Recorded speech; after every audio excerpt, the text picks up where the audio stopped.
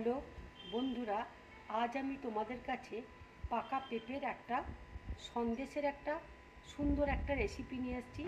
দেখে নাও পাকা পেঁপে দিয়ে কী করে আমি সন্দেশটা বানাচ্ছি। দেখো, এর মধ্যে আছে পাকা পেঁপে বাটা, কাজু বাটা, সুজি আছে, সুজিতেও আমি মিক্সিতে এটা পেস্ট করে নিয়েছি, আর আছে দুধ, চিনিকেও মিক্সিতে আমি সব একসাথে পেস্ট করে নিয়েছি। আর এখানে মাখা সন্দেশ রয়েছে। এবার দেখো আমি সন্দেশটা কি করে বানাচ্ছি। এবার আমি পাকা পেঁপে বাটাটা, কাজু, চিনি, দুধ সব একসাথে যে পেস্ট করে নিয়েছি এটা দিয়ে দিলাম, দিয়ে ভালো করে আমি নাড়তে থাকবো। দেখো পাকা পেঁপেটাকে আমি বাইন্ডিং করার জন্য একটু গুঁড়ো দুধ দিয়ে দিচ্ছি, এতটা পরিমাণ দেখো গুঁড়ো দুধ দিচ্ছি।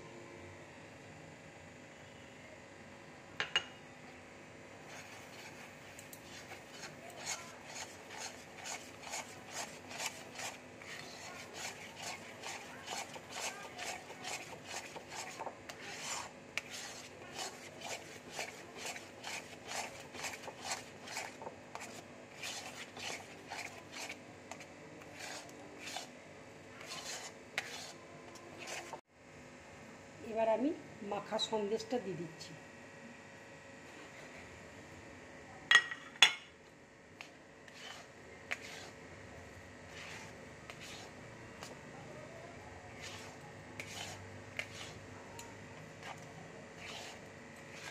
ভালো করে নেড়ে যেতে হবে।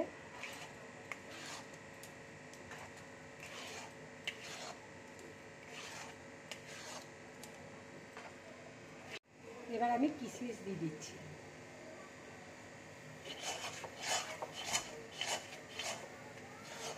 দেখো এইভাবে তোমরা সন্দেশের পাকটা করবে।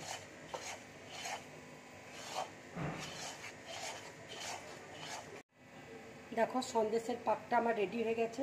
এবার আমি এলাচ দিয়ে দিচ্ছি, গ্যাসটা অফ করে দিচ্ছি।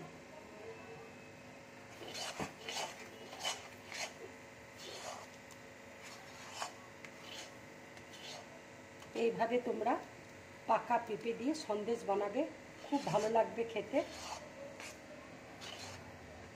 ছোটরা বড়রা সবাই খুব ভালোবাসবে খেতে। যারা বাচ্চারা পেঁপে খেতে চায় না তাদেরকে এইভাবে পাকা পেঁপে সন্দেশ করে খাওয়াবে, খুব ভালো লাগবে খেতে। এবার আমি সন্দেশটা এই থালার মধ্যে নামিয়ে নিচ্ছি।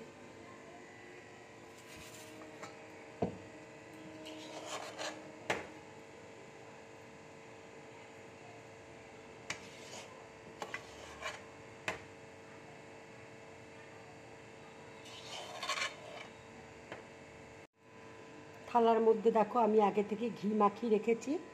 এবার আমি সন্দেশটা আস্তে আস্তে চালিয়ে নেব।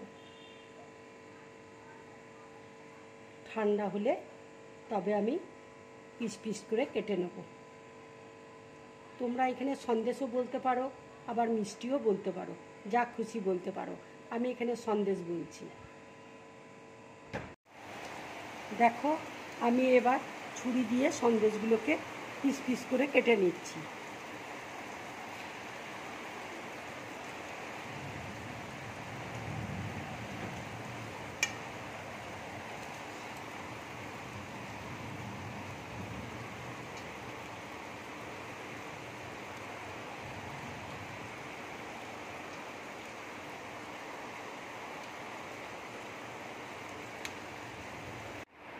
এইভাবে তোমরা সন্দেশগুলো করবে, কিংবা তোমরা এটা বরফি বলতে পারো, মিষ্টি বলতে পারো। এইভাবে করবে, এইভাবে তোমরা পেঁপের সন্দেশগুলো করো।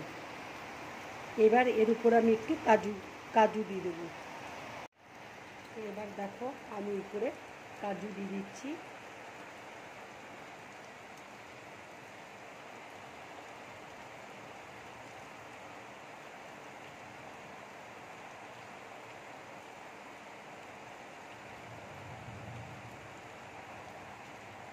এইভাবে তোমরা কাজুগুলো দিয়ে দেবে, তাহলে দেখতেও খুব ভালো লাগবে।